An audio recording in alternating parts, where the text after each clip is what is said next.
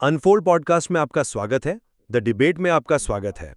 आज हम भगवद गीता की गहराइयों में उतरेंगे, एक ऐसे विषय पर बात करने के लिए जो उसके अध्ययन से आप कह सकते हैं स्वाभाविक रूप से सामने आता है। गीता, जिसे अक्सर वैदिक ज्ञान का सार या निचोड़ माना जाता है, वो मुक्ति यानी मोक्ष पाने के कई रास्ते बताती है। तो आज हमारे विमर्श का केंद्र बिंदु है भगवद गीता में कर्मयोग यानी बिना फल की इच्छा के कर्म करने का मार्ग, और ज्ञान योग यानी संन्यास यानी ज्ञान और सब कुछ त्याग देने का मार्ग। इन दोनों के बीच आखिर रिश्ता क्या है? क्या गीता किसी एक को दूसरे से बेहतर मानती है, या ये दोनों रास्ते एक दूसरे के पूरक हैं? मेरा पक्ष ये रहेगा कि गीता कर्मयोग को एक स्वतंत्र और अत्यंत महत्वपूर्ण मार्ग के रूप में प्रस्तुत करती है। यह न केवल ज्ञान प्राप्ति की भूमिका तैयार करता है, बल्कि सामाजिक व्यवस्था को बनाए रखने के लिए भी अनिवार्य है। और मेरा दृष्टिकोण ये रहेगा कि गीता अंततः ज्ञान और सभी कर्मों के त्याग यानी संन्यास को ही मोक्ष का सर्वोच्च और आप कह सकती हैं सीधा रास्ता बताती है। कर्मयोग उसकी तुलना में महज एक शुरुआती सीढ़ी है, एक तैयारी मात्र। देखें, गीता कर्मयोग की अहमियत को बहुत स्पष्ट रूप से सामने रखती है। महान भाष्यकार शंकराचार्य भी अपने गीता भाष्य की भूमिका में लिखते हैं कि सृष्टि की व्यवस्था बनाए रखने के लिए भगवान ने दो तरह के वैदिक धर्म चलाए। एक है प्रवृत्ति धर्म, जो कर्म में लगे रहने संसार चलाने का मार्ग है, और दूसरा निवृत्ति धर्म, जो ज्ञान और कर्म त्याग का मार्ग है।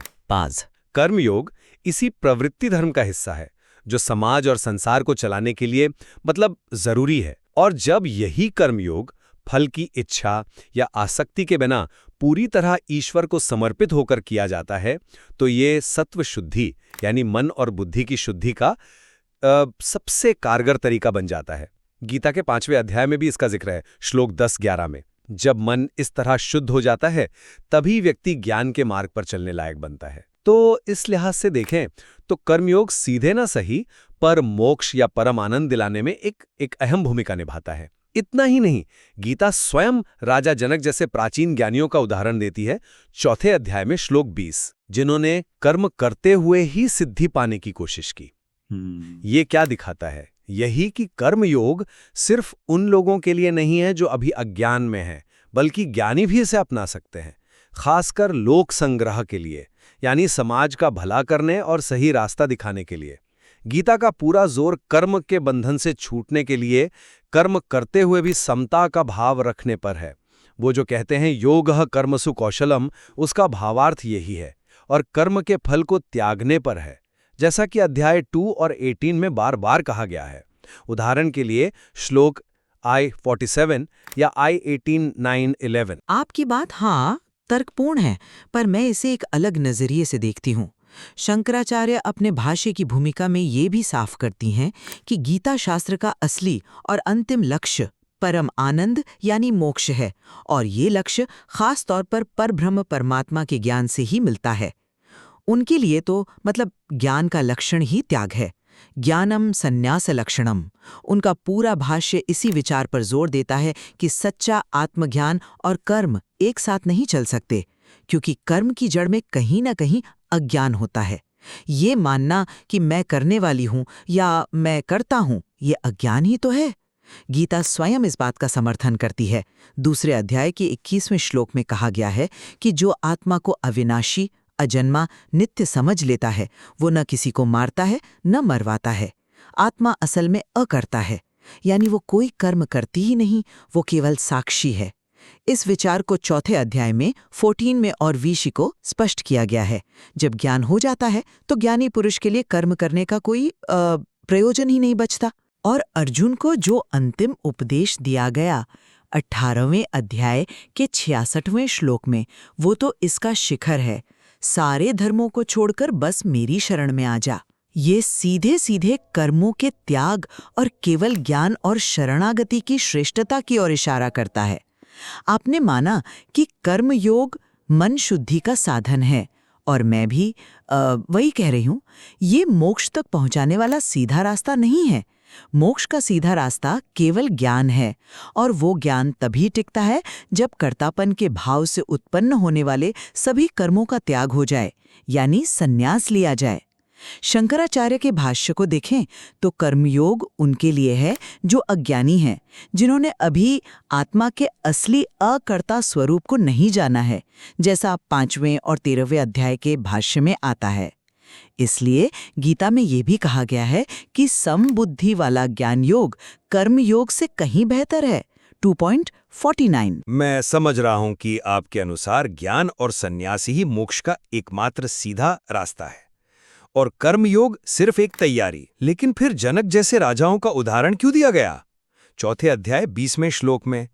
क्या हम उन्हें केवल लोक संग्रह के लिए कर्म करने वाला मान लें, जिन्हें आत्मज्ञान नहीं था? या ये भी तो हो सकता है कि पूरी तरह निस्वार्थ भाव से बिना किसी फल की इच्छा के किया गया कर्म अपने आप में सिद्धि का मार्ग बन जाए? देखिए, गीता 18वें अध्याय 5 में यह भी कहती है कि यज्ञ, दान और तप ये कर्म तो बुद्धिमानों को भी पवित्र करते हैं। इससे तो यही लगता है कि कर्म योग सिर्फ तैयारी नहीं, उससे आगे भी कुछ है। नहीं, मैं इस उदाहरण को अलग तरह से व्याख्यायित करूंगी, जैसा कि शंकराचार्य ने अपने भाष्य 4.20 में संकेत दिया है। देखिए, यदि जनक जैसे लोग ज्ञानी थे तो उनका कर्म व्यक्तिगत मोक्ष के लिए नहीं था, वो या तो लोक संग्रह के लिए था, मतलब समाज के सामने एक आदर्श रखने के लिए, या फिर प्रारब्धवश हो रहा था बिना किसी कर्तापन के भाव के। और यदि वे उस समय ज्ञानी नहीं थे तो वे चित्त शुद्धि के माध्यम से ज्ञान पाने के लिए कर्म कर रहे थे। किसी भी सूरत में कर्म अपने आप में मोक्ष का सीधा कारण नहीं बन रहा, सीधा कारण तो ज्ञान ही है। गीता का यह कथन 4थे अध्याय का 33वां श्लोक इसे और पुष्ट करता है। हे परंतप, द्रव्यमय यज्ञ की अपेक्षा ज्ञान यज्ञ अत्यंत श्रेष्ठ है तथा यावन मात्र संपूर्ण कर्म ज्ञान में समाप्त हो जाते हैं। कर्मयोग मन को शुद्ध करके ज्ञान के लायक बनाता है। हाँ, बिल्कुल, जैसा 5वें अध्याय के भाष्य 5.11 में कहा है, पर मुक्ति तो केवल ज्ञान से ही मिलती है। और ज्ञान और कर्म में एक बुनियादी विरोध है। कर्म द्वैत और मैं करता हूं के भाव पर टिका है, जबकि ज्ञान अद्वैत और मैं अकर्ता हूं के बोध पर। कि व्यावहारिकता पर भी सोचना होगा। क्या हर किसी के लिए, खासकर उन लोगों के लिए जो गृहस्थ हैं, जिनकी सामाजिक जिम्मेदारियां हैं, उनके लिए पूरी तरह से कर्म छोड़ देना, मतलब पूर्ण संन्यास लेना संभव है? शंकराचार्य ने भी तो प्रवृत्ति धर्म की जरूरत इसीलिए बताई थी ना, कि समाज की व्यवस्था चलती रहे। गीता स्वयं मानती है कि शरीर धारण करने वाले के लिए सभी कर्मों का पूरी तरह से त्याग संभव ही नहीं है। 18वें अध्याय का 11वां श्लोक।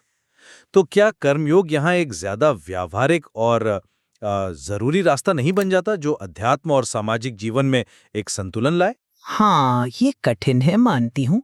पूर्ण त्याग एक कठिन साधना है, इसमें कोई शक नहीं। लेकिन गीता का जो सर्वोच्च और अंतिम संदेश है वो निवृत्ति मार्ग यानी ज्ञान और त्याग ही है। रास्ता कठिन हो सकता है, पर सीधा और अंतिम लक्ष्य तक पहुंचाने वाला वही है। कर्मयोग उन लोगों के लिए है जो या तो अभी ज्ञान के लिए पूरी तरह तैयार नहीं है, या जिनमें संसार से पूरा वैराग्य भी नहीं जागा है। ये एक सीढ़ी जरूर है, पर मंजिल नहीं। गीता ने स्वयं कर्मयोग को बुद्धियोग से नीचे रखा है, जैसा 2 अध्याय के 49वें श्लोक इति 49 में है। और जहां तक त्याग के अधिकार की बात है, शंकराचार्य जाबाल उपनिषद का हवाला देते हुए 3 अध्याय के भाष्य पर चर्चा करते हुए स्पष्ट करती हैं कि जिस पल सच्चा वैराग्य जागे उसी पल व्यक्ति संन्यास ले सकता है, चाहे वो किसी भी आश्रम या स्थिति में हो। तो रास्ता कठिन होते हुए भी योग्यता होने पर सबके लिए खुला है। व्यावहारिकता के नाम पर हम सर्वोच्च लक्ष्य को गौण नहीं मान सकते। चलिए ठीक है, अब इस बिंदु पर आते हैं कि जो आत्मा को जान चुका है, जो मुक्त हो चुका है, क्या वो कर्म कर सकता है? आपने कहा ज्ञानी के लिए कर्म संभव नहीं, लेकिन क्या वो लोक संग्रह के लिए या ईश्वर की इच्छा मानकर बिना किसी निजी स्वार्थ या आसक्ति के कर्म नहीं कर सकता? जी, स्वयं भगवान कृष्ण, जिन्हें पाने के लिए कुछ भी बाकी नहीं है, वे भी तो कर्म करने का उदाहरण देते हैं। 3:22-23 और अर्जुन को भी यही सिखाते हैं कि अनासक्त होकर कर्म करो। 4:14-15। क्या ये ज्ञानी के कर्म करने की संभावना नहीं दिखाता? क्षमा करें, लेकिन मैं इस तर्क से सहमत नहीं हो पा रही हूँ। देखिए, जिसने आत्मा के असली स्वरूप को अकर्ता यानी कर्म न करने वाला जान लिया, जैसा आईवी फो में है, उसके लिए कर्म करने या न करने का कोई मतलब ही नहीं रह जाता। अगर वो फिर भी मैं कर्म कर रही हूँ ऐसा सोचकर कर्म करे, तो ये तो उसके अज्ञान का ही सबूत होगा। शंकराचार्य के अनुसार, जैसे V89 भाष्य 13.2 भाष्य में आता है, ज्ञानी केवल शरीर को बनाए रखने के लिए जरूरी न्यूनतम कर्म ही करता है, वो भी बिना कर्तापन के भाव के।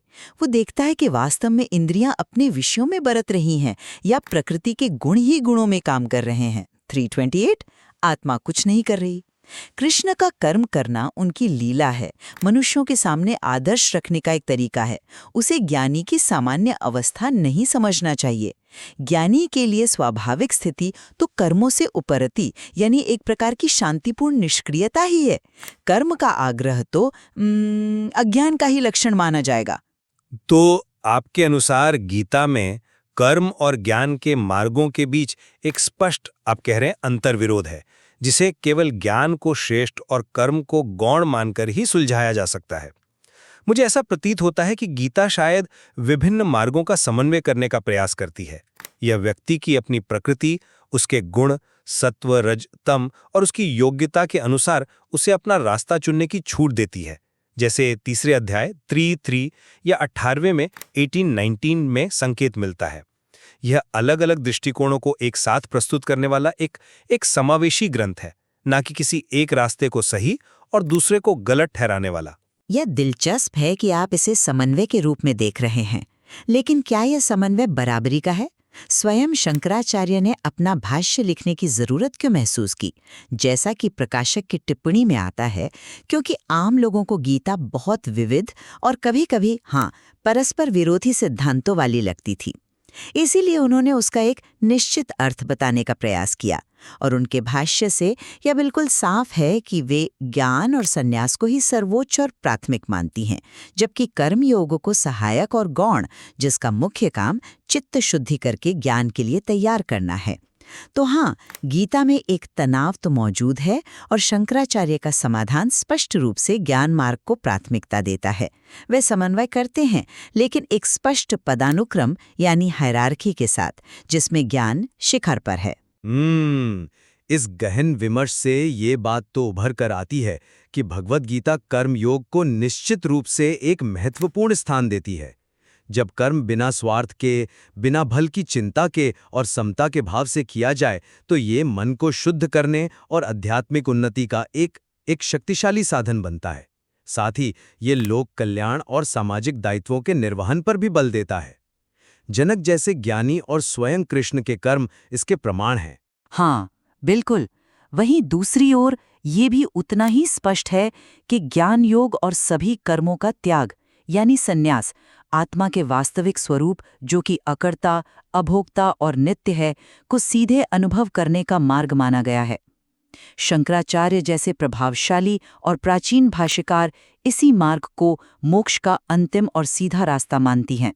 उनके अनुसार कर्म योग इस परम लक्ष्य तक पहुंचने की तैयारी में मदद करता है, मन को साफ करके ज्ञान ग्रहण करने के योग्य बनाता है, पर मुक्ति अंततः ज्ञान से ही मिलती है। निश्चित रूप से गीता के व्याख्याओं का इतिहास बहुत समृद्ध और विविधतापूर्ण रहा है। शंकराचार्य के अद्वैतवादी भाष्य से लेकर रामानुजाचार्य के विशिष्टाद्वैत, और फिर आधुनिक युग में तिलक, गांधी, विवेकानंद, श्री अरविंदो जैसे विचारकों ने अपने अपने ढंग से गीता के संदेश को समझा और प्रस्तुत किया है। ये ग्रंथ कर्म, ज्ञान और भक्ति के विभिन्न मार्गों पर इतना गहन चिंतन प्रस्तुत करता है कि हर साधक को अपनी प्रकृति और जरूरत के हिसाब से इसमें कुछ न कुछ मिल जाता है। बिल्कुल। और स्रोत सामग्री यानी स्वयं गीता के श्लोक और उस पर हुए भाष्य, इन विभिन्न दृष्टिकोणों, उनके पीछे के तर्कों और प्रमाणों को और गहराई से खंगालने का एक विशाल अवसर प्रदान करते हैं। अंततः यह पाठक या साधक पर निर्भर करता है कि वह इन विचारों पर मनन करे, उनके बीच के तनाव और समन्वय को समझें और अपने लिए सबसे उपयुक्त मार्ग या संतुलन खोजे।